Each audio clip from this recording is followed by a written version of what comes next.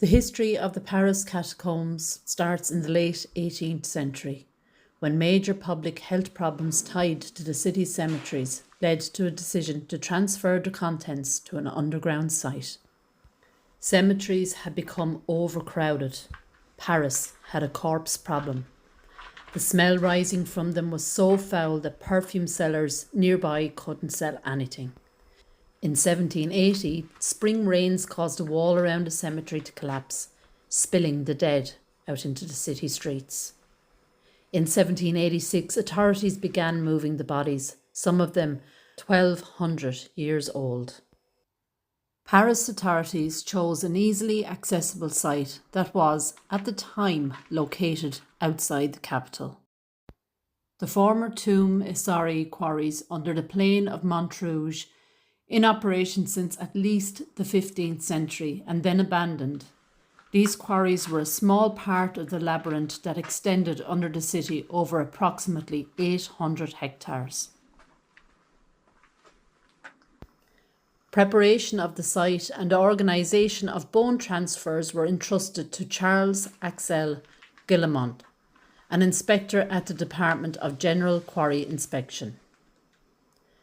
The mission of this department, which had been founded on April 4, 1777, by Louis XVI, was to consolidate the abandoned quarries following major collapses of the ground under Paris in the mid-18th century. The first evacuations were made from 1785 to 1787 and concerned the largest cemetery in Paris, the Saints Innocents Cemetery, which had been closed in 1780 after consecutive use for nearly 10 centuries. The tombs, common graves and charnel house were emptied of their bones. They were transferred at night to avoid hostile reactions from the Parisian population and the church. The bones were dumped into 2 quarry wells and then distributed and piled into the galleries by the quarry workers. When the French Revolution exploded in 1789, the dead were dumped straight into the catacombs. They included the chemist Lavoisier, the revolutionary Jean-Paul Marat, and Maximilien de Robespierre, one of the leaders of the post-revolutionary Reign of Terror. When the internments ended in 1860, the bones of 6 million people lay beneath the capital. Transfers continued after the French Revolution until 1814, with the suppression of parochial cemeteries such as Saint Eustache, Saint Nicholas de Champs and the Bernardins convent in the centre of Paris. Transfers began again in 1840 during urban renovation by Louis Philippe and the Haussmannian configuration of the city from 1859 to 1860. The site was consecrated as the Paris Municipal Ossuary on April 7, 1786, and from that time forward took on the mythical name of Catacombs, in reference to the Roman catacombs which had fascinated the public since their discovery. During the late 70s, the punk rock craze transformed the catacombs into a land of art. Young Parisians embarked punk's DIY ethic. They found entrances to the catacombs in cellars across Paris and created a world of art untouched by the authorities. Today, many entrances have been sealed up and it's illegal to visit the catacombs since 1955. That hasn't stopped cataphiles from finding their own way in.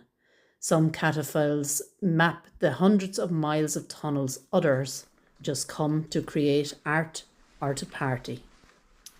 The police have a detachment that tries to keep people out of the catacombs. One day in 2004, police entering one cavern heard dogs barking all around them in the dark. Investigating, they found a public address system and a stereo playing the sound of barking. They found 3,000 square feet of subterranean galleries strung with lights wired for phones. The officers uncovered a bar, lounge, workshop, dining corner and small screening area. When the police returned later, it was all gone. Every last cable had been pulled up. At a party in September 2016, a 45-year-old man suffered a heart attack and died in the catacombs.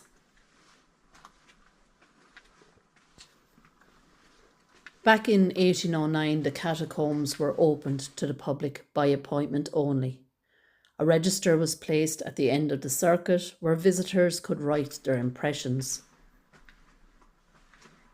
These visits had quickly become a success with both the French and foreigners, and visits were filled up rapidly. As the years passed, the ossuary became the resting place of many illustrious individuals. In 1787, the Count of Artois, the future Charles X, visited the site in the company of a group of court ladies. In 1814, Francis I, the Austrian Emperor, took a tour there. And in 1860, Napoleon III descended into the catacombs with his son. During the 19th century, visiting arrangements constantly changed, from total closing to monthly or quarterly openings. The Paris catacombs are now open to everyone without requiring an authorization and welcome nearly 550,000 visits a year. It is really important to book your tickets at least a week prior to your visit, or you may be very disappointed. I have been fascinated by the catacombs in Paris for years. I have watched a few YouTube videos where the guide leads the YouTuber and their group into the illegal part of the catacombs. So yes, there is illegal ways to get into the catacombs, and I would, if I were you, purchase a ticket in advance and come and see just a small part of the catacombs here in Paris. So for now, guys, I hope you've enjoyed this video. This is a dream come true for myself and Grey Visitations. For now, guys, take care, God bless, and I will talk to you all again soon.